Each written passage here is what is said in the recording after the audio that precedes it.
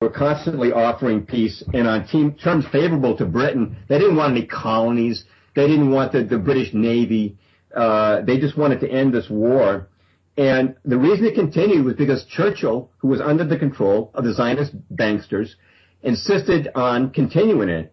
And there's the story, of course, of the London Blitz, and we've all heard the stories of the brave Londoners facing the German bombs.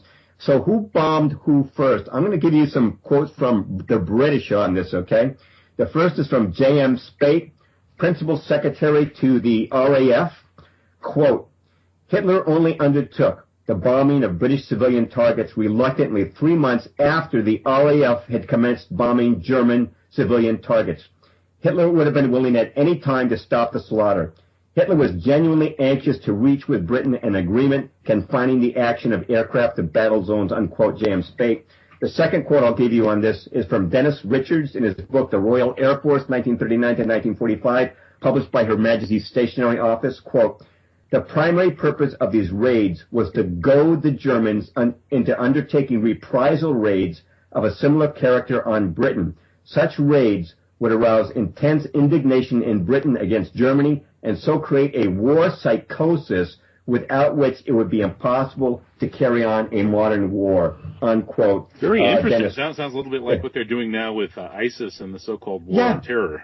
Yeah, you create a war psychosis by making you think that you're the victim, and you don't realize that it's actually your guys who are carrying out these deeds. I should mention there were about 60,000 British casualties from the German bombing, but many more times that many died in a single night in the bombing of Dresden. I probably don't need to go over that stuff, but when they bombed Hamburg with incendiary bombs, the temperatures reached 1,800 degrees.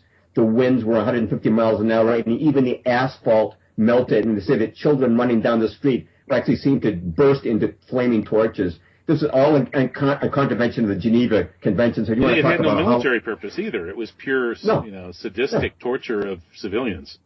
Right. So if you want to talk about a Holocaust, that's a pretty good example of one. Churchill was under the control of the Zionist bankers. Bernard Baruch had bailed him out after the 1929 stock crash. And when Churchill took more stock losses in the 1937, he was bailed out by Henry Strakosch, who was a Zionist gold mining magnate. And then he came under the direct influence of what's called the Focus Group, whose leader was as a Zionist Robert Whaley Cohen, the managing director of Royal Dutch Oil. So he was bailed out. He was under their thumb and the thumb of Victor Rothschild and the rest of the Zionist bankers, and they insisted he carry on this war, which was unnecessary. He could have had peace at any time.